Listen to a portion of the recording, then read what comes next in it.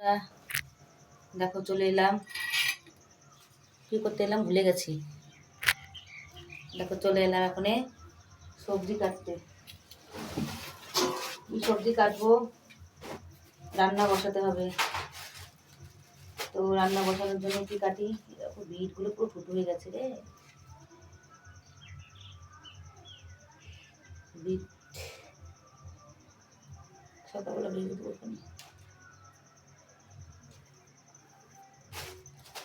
দেখো ডিমের ঝোল রান্না করব।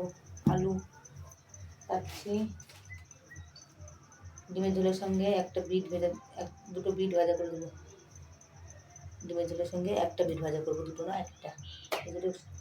এ করে সকালবেলা ভাজা করবো।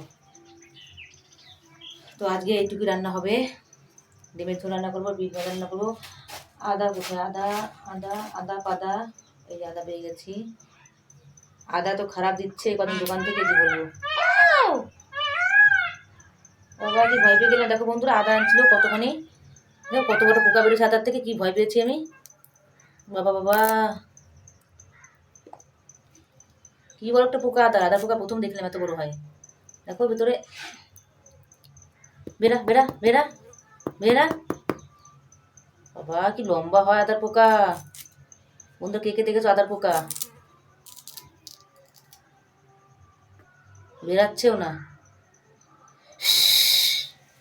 বেরা বেরা, কচু পোড়া বেরা। দেখো বন্ধুরা, আদার পোকা হয়ে গেছে। পোকাটা তো খাবোই না। কতক্ষণে আদা ফেলে দিলাম দেখো পোকার জন্য। ঘৃণা করে প্রচন্ড।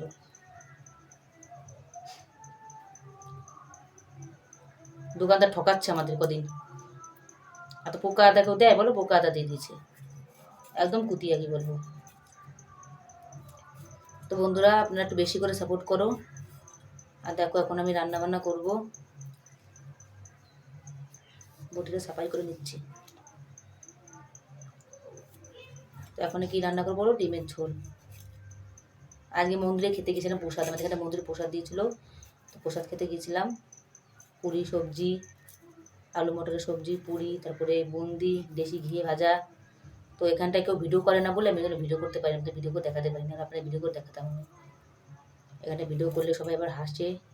আর এখানটায় কেউ ভিডিও করে না, এখানে নিয়ম নেই ভিডিও করার, কোনো ভিডিও করার নিয়ম নেই এখানটায়।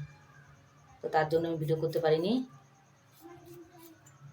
যদি ভিড় থাকতো, মেলা হতো, তাও করতে পারতাম। তো মেলা তো না, তো মন্দির প্রসাদ খেতে দিয়েছিল। আর ওই 4-5টা দোকান বসছিল, সাজা গোজার দোকান। তো সেই দোকান থেকে দেখো আমি এটা কিনেছি, কানেরটা। এই মালাটা আমি নিজে বানিয়েছি বাড়ি, আজকে বানালাম মালাটা। কারণ এই সিটি গোল্ডের মালা পরতে পরতে গলা পুরো ছালে ছিলে, মানে ফালা ফালা হয়ে যায়, চুলকায় খুবই। তো তার জন্য এই মালাটা কি নিজে বানিয়েছি। পুঁথির মালা ঠান্ডা থাকবে পুরো।